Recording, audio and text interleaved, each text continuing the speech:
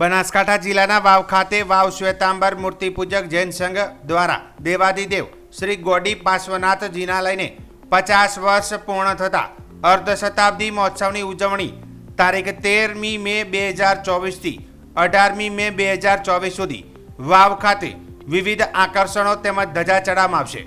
ત્યારે આજે અર્ધ શતાબ્દી મહોત્સવના પ્રથમ દિવસે સવારે પ્રભાતિયા પૂજ્ય ગુરુ ભગવંત સ જીરાવાલા પાર્શ્વનાથ દાદાની ધજાનું સામયું સમગ્ર શહેરમાં ફર્યું હતું।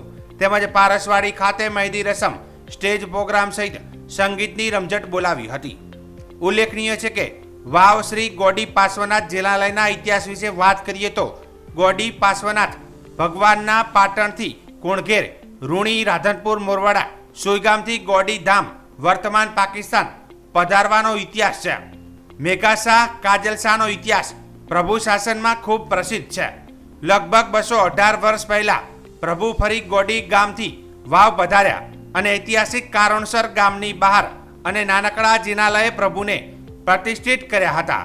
પરમ પૂજ્ય આભ શ્રી ભદ્ર સુરેશ્વરજી મહારાજા અને પરમ પૂજ્ય આભ શ્રી ઓમકાર સુરેશ્વરજી મહારાજાએ પ્રભુને ઓળખ્યા અને ગામની મધ્યમાં ભવ્ય જિનાલય પ્રભુ સંવત 2030માં સ્થાપિત થયા હતા।